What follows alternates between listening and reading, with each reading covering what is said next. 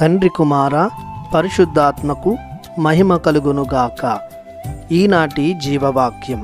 ప్రభువే నాకు కాపరి, ఇక ఏ కొదవయూ లేదు. కీర్తన 23 వచనము 1.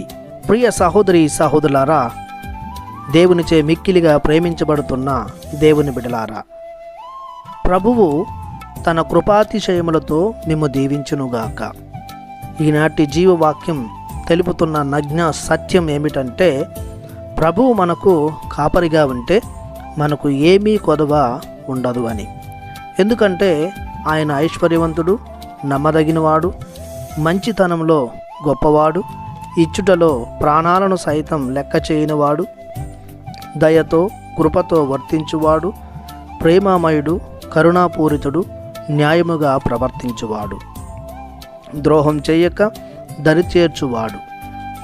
ఆయనకున్న మంచి గుణాల వలన ఆయన తన మందను భద్రముగా కాచును. పచ్చిక పట్టులలో నడిపించి విశ్రమింపచేయును. గాఢాంధకార లోయలలో నడిచినప్పుడు తన హస్తమునిచ్చి సేదతీర్చును. మంచి భోజనముతో ఆకలి తీర్చును. దాహం కొన్నవారికి దాహం తీర్చును. చీకటిలో నడుచు వారికి వెలుగును దయచేయును. అలసి సొలసిన వారికి విశ్రాంతి నొసగును. మన భారాలను తేలిక చేయును. వ్యాధుల నుండి, రోదనల నుండి విముక్తిని ఇచ్చును. మన శత్రువులు చూచుచుండగా ఆయన మనకు విందు చేయును. మన జీవిత కాలమెందల్లా దేవుని కరుణయు ఉపకారమును మన వెంట నడుచును. మనలను కృంగదీయు పాప శాపాల నుండి, మరణ వేదనల నుండి రక్షించును. విశ్వాసముతో అడిగితే రెట్టింపు దీవెనలను దయచేయును.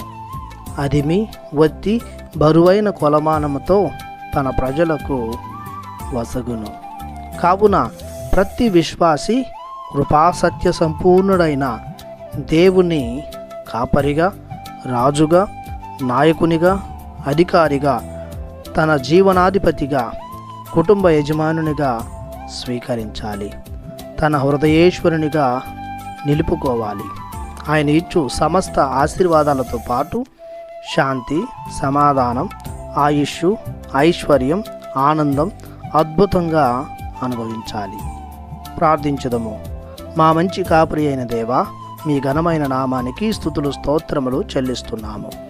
మా దైనందిన జీవితంలో అవసరమైన సౌకర్యాలను కల్పిస్తూ, వ్యాధి బాధలలో ఉపశమనం కల్పిస్తూ, పాపశాపాల నుండి, కీడు నుండి విడిపించి ఏ కొదవయూ లేకుండా దీవించమని ప్రభు యేసు నామములో ప్రార్థిస్తున్నాము తండ్రి. ఆమెన్. దేవుడు మిమ్ము దీవించునుగాక. ఆమెన్.